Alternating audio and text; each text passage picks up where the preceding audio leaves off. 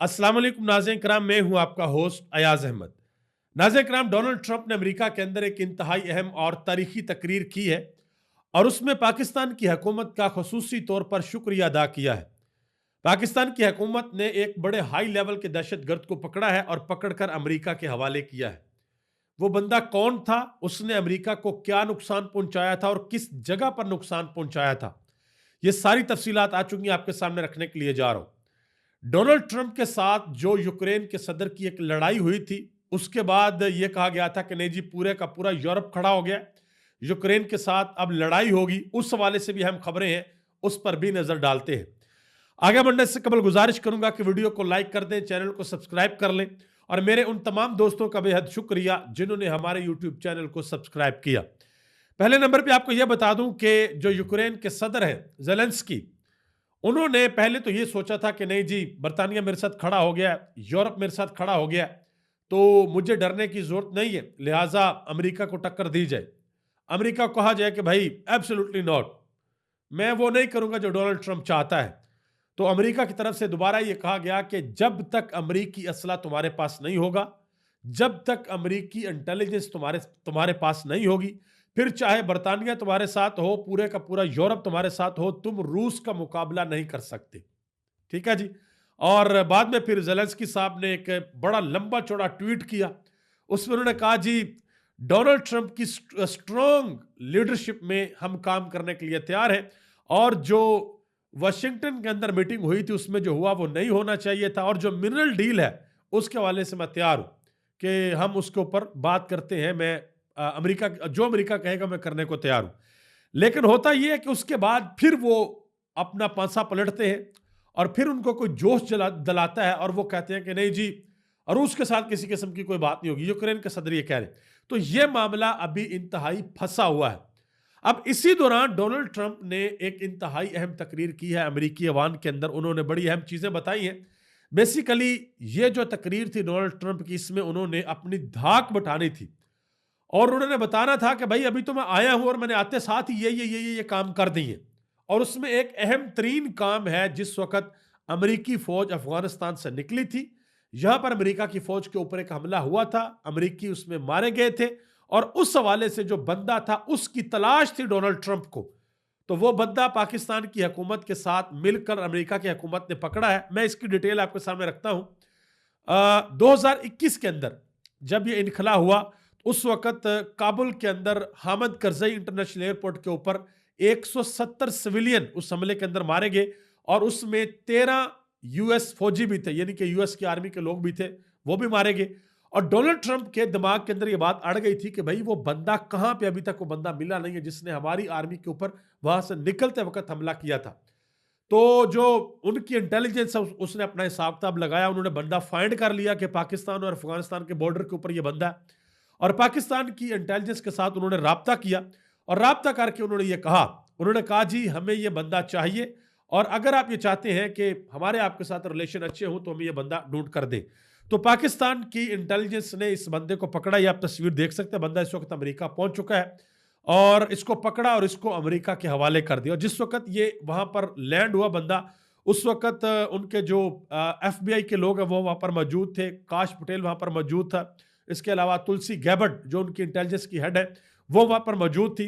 TV के ऊपर interview दिया है उनके जो सीआईए के डायरेक्टर हैं जॉन, उन्होंने वाज़ेह तौर पर कहा, उन्होंने कहा जी, जब मैंने ऑफिस संभाला तो ऑफिस संभालते साथ ही दूसरे दिन मैंने पाकिस्तान की जो इंटेलिजेंस के हेड है उनके साथ मैंने राब्ता किया और राब्ता करके मैंने उनको कहा कि ये हमारी मालूमात है और ये बंदा हमें चाहिए, ये बंदा आपके उधर उस इलाके के अंदर है और अगर आप चाहते हैं कि हम आपके साथ काम अच्छे तरीके से करो तो ये बंदा चाहिए। और बंदा फिर पाकिस्तान ने ढूंढ कर बंदा दे दिया है और इस पर डोनाल्ड ट्रंप ने कहा जी, मैं पाकिस्तान की हुकूमत का शुक्रिया अदा करता हूं।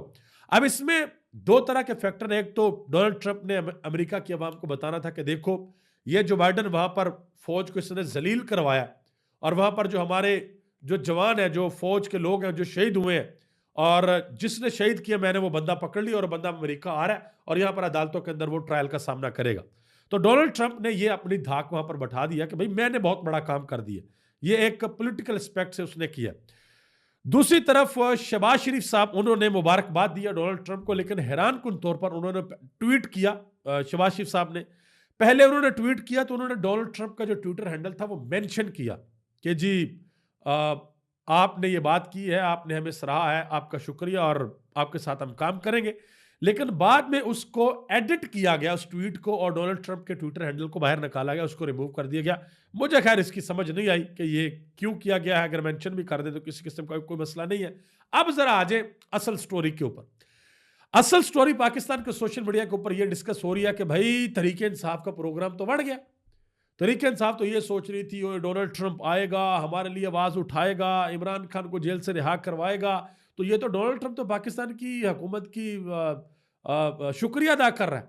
तो ये तो काम खराब हो गया, ये तो ऊपर वाले लेवल पे पेचा हो गया है। वो जिस तरह कहते हो साड़ी गल हो गई है तो ट्रंप नाल गल हो गई है।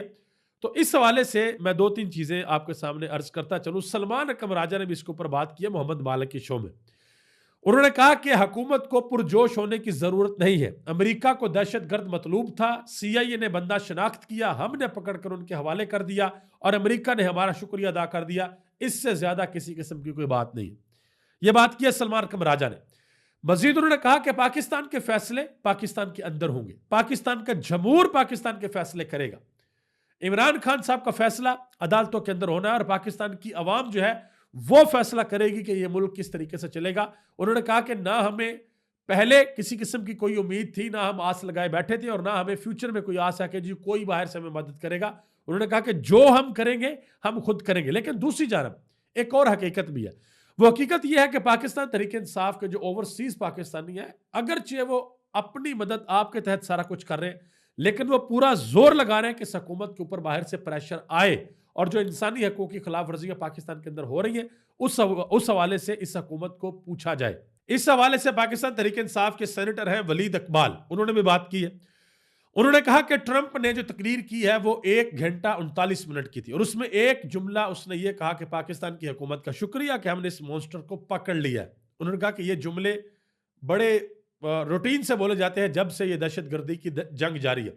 लेकिन इसमें मैं एक चीज़ आपको बताना चाहूँगा कि जो हुकूमत खुश हो रही है उनका खुश होना बनता भाई, क्योंकि ऊपर लेवल के ऊपर पेचा हो गया और हो सकता है कि जल्द अज जल्द शहबाज शरीफ साहब को बुला लिया जाए। कंवल शोजम ने ये कहा भी है।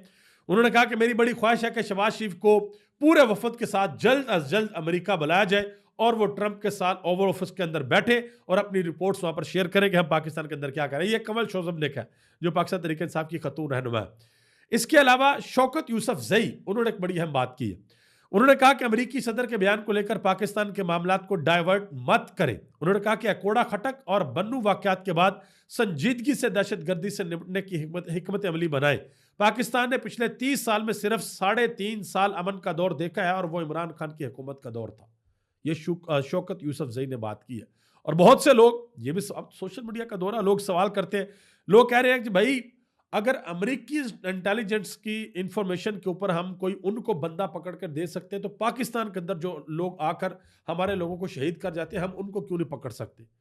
क्या मतलब हम हमारा जो सिस्टम है क्या वो इतना मजबूत और ताकतवर नहीं है कि हम उन लोगों को टाइम से पहले पकड़ सकें, उनको कैप्चर कर सकें, ताकि पाकिस्तान के अंदर जो बेगुनाह जाने हैं, जो जातियां लोग शहीद होते हैं, ये ऐसा ना हो। ये लोग सोशल मीडिया के ऊपर बातें कर रहे हैं। इसी तरह एक बात की असद कैसर ने, उन्होंने कहा जी हमें जंग नहीं चाहिए, हमें अमन चाहिए, हमें कलम चाहिए, हमें रोजगार चाहिए। उन्होंने कहा कि जो मर्जी हो जाए, हमने ये अटल फैसला कर लिया कि किसी भी सूरत हमने अब दोबारा जंग शुरू नहीं करनी। ये उन्होंने बात की है। इसके अलावा जो डोनाल्ड ट्रंप ने स्पीच की उन्होंने बहुत सी बातें की हैं। गोल्डन कार्ड का जिक्र किया जी, वो मेरा ख्याल है कुछ लाख डॉलर्स है वो आप देंगे अमेरिका को तो आपको अमेरिका की नेशनैलिटी मिल जाएगी। और डोनाल्ड ट्रंप ने कहा कि ये हम बेच बेच के इससे अमेरिका का कर्जा उतारेंगे और इससे मामला ठीक होंगे। और भी उन्होंने बहुत सी बातें की हैं, मार्च के हवाले से और बड़ी बातें की हैं। और ये भी कहा जी वो जो अमेरिका के अंदर बहुत ज़्यादा मसला है जेंडर का, ठीक है, वहाँ पर LGBT और ये वाला मामला, तो वहाँ पर वो डोनाल्ड ट्रंप ने कहा कि मर्द और औरत ये 2 जेंडर है और तीसरा किसी किस्म का कोई जेंडर नहीं है। इसके ऊपर और भी बहुत सी बातें हुई हैं। लेकिन इसके अलावा एक और बात है, अब वो यूरोप के हवाले से खबर है। यूरोप ने प्लान बनाया है कि वो 800 बिलियन यूरो खर्च करेगा और जंगी साजो सामान खरीदेगा। अब ये देखकर तो ऐसे लग रहा है कि शायद दुनिया के अंदर जो तीसरी आलमी जंग है ना उसकी तैयारी हो रही है। कि आपने क्योंकि यूरोप को अब ये लगता है कि अमेरिका नेटो से बाहर निकलेगा और हो सकता है अमेरिका यूनाइटेड नेशन से बाहर निकल जाए अगर अमेरिका की बात ये रसिया और यूक्रेन वाले मामले के ऊपर ना मानी गई। और यूरोप का जो इत्तेहाद है वैसे उसके अंदर भी दरारें पड़ रही हैं। पोलैंड, हंगरी, इटली, इन्होंने भी जंग की मुखालफत कर दी है कि भाई जंग नहीं होनी चाहिए। तो देखते हैं कि अमेरिका मजीद कितने यूरोपीय ममालिक को तोड़ता है। जो बरतानिया के वजीर आजम है अस्टामर, उन्होंने कहा जी हम सबको जेलेंस्की का साथ देना चाहिए, ना कि प्यूटन की तारीफ में मसरूफ होना चाहिए। यानी कि डोनाल्ड ट्रंप के ऊपर उन्होंने इनडायरेक्टली तनकीद की है। और अमेरिका ने यानी कि डोनाल्ड ट्रंप ने मुख्तलिफ मुल्कों के ऊपर टैरिफ लगा दिए हैं। कनाडा से दरामदात पर उन्होंने 25% टैरिफ लगा दिया है और चीन से दरामदात के ऊपर उन्होंने 20% टैरिफ लगा दिया, एक टैक्स लगा दिया। तो जवाब के अंदर जो कनाडा और चीन है उन दोनों ने अमेरिका के ऊपर जवाबी टैरिफ का आगाज कर दिया है। और ये कनाडा कनाडा क्योंकि दोनों पास पास है, वहां पर जो हालात है वो ज्यादा खराब होंगे। देखते हैं कि आने वाले वक्त में जो तजारती महाज है उसके ऊपर इन डेवलपमेंट का क्या फर्क पड़ता है। जो कैनेडियन वजीर आजम है जस्टिन ट्रूडो, उन्होंने कहा जी वक्त ये आ गया है कि अमेरिका ने अपने सबसे करीबी दोस्त कनाडा के साथ ट्रेड जंग शुरू कर दी है और रूस के सदर के साथ मुस्बत अंदाज में बातचीत और उसकी खुशामद भी जारी है। यानी कि उनको लगता है कि भाई ऐसा नहीं होना चाहिए, हमारे साथ दोस्ती होनी चाहिए, ये ट्रंप का रूस की तरफ झुकाव नहीं होना चाहिए।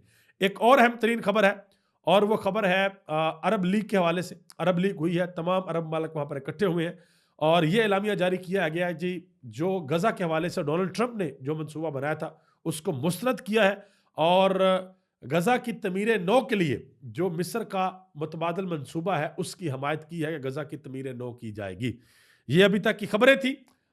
देखते हैं कि आगे क्या होता है। पाकिस्तान और अमेरिका के जो हालात हैं, देखिए मैं एक चीज़ आपको बता दूं, जो लोग ये सोचते हैं कि पाकिस्तान की हुकूमत और अमेरिका इन दोनों की बातचीत हो जाए तो सत्ते खैर है।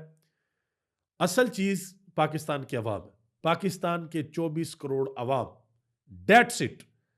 जो अगर अमेरिका की और हुकूमत की बात होगी तो क्या इमरान खान की पॉपुलैरिटी पाकिस्तान में कम हो जाएगी? क्या लोग अडयाला जेल से खबर का इंतजार नहीं करेंगे? ये होगा।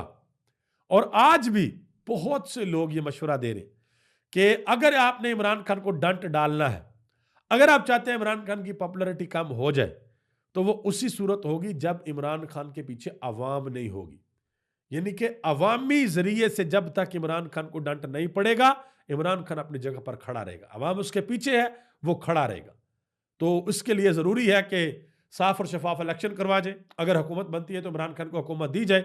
अगर वो परफॉर्म कर गया तो इट्स गुड, अगर नहीं करेगा तो फिर इमरान खान खत्म शुद्ध, फिर होता खत्म शुद्ध। देखिए अवाम खत्म शुद्ध करती है अगर आप परफॉर्म ना करें, तो वैसे किसी सियासतदान को आप खत्म शुद्ध नहीं कर सकते।